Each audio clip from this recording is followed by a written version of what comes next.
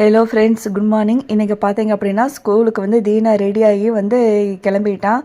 அதுக்கப்புறம் பார்த்தீங்க அப்படின்னா வந்து நேற்று பெரியவன் வந்து நைட்டு வந்து வெளியே சாப்பிட்டா, அதனால் வந்து ஒரு நாள் சோறு வந்து மிச்சமாயிடுச்சு. அதுக்கு தான் வந்து தண்ணி ஊற்றி வச்சுட்டு இருந்தேன். அதுக்கப்புறம் பார்த்தீங்கன்னா வாழைத்தண்டு தான், அதை வந்து க்ளீன் பண்ணி பொருள் சேர்க்கதாக தான் எடுத்துகிட்டு இருந்தேன். ஒரு சட்டியில் தண்ணி ஊற்றி நான் வந்து தயிர் வந்து மிக்ஸ் பண்ணிவிட்டு வாழைத்தண்டு அரிஞ்சு போட்டால் தான் ஃப்ரெண்ட்ஸ் வந்து வாழைத்தண்டு வந்து நல்லா வெள்ளை வெள்ளையேன்னு இருக்கும், கருக்காது.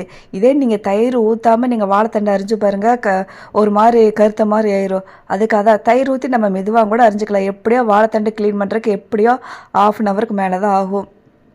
அதனால் தயிர் ஊற்றி குட்டி குட்டியாக நல்லா ஃபஸ்ட்டு வந்து ரவுண்டாக ஸ்லைஸாக அரிஞ்சு வச்சுட்டு அதுக்கப்புறம் பொடி பொடியாக அரிஞ்சு போட்டுக்கலாம். அதுக்கப்புறம் பார்த்திங்கன்னா நான் வந்து மதிகோதி வச்சு அது ஃபுல்லாக ஒரு கலக்கிட்டே இருக்கணும். கலக்கிட்டே இருந்திங்கன்னா அதில் நூலாக வரும். அதெல்லாம் எடுத்துட்டு தான் பொரியல் செய்யணும். அப்போ தான் நல்லாயிருக்கும். இல்லை அப்படின்னா அது வந்து நல்லாவே இருக்காது, பொரியலும் வந்து கரெக்டாக வராது ஃப்ரெண்ட்ஸ்.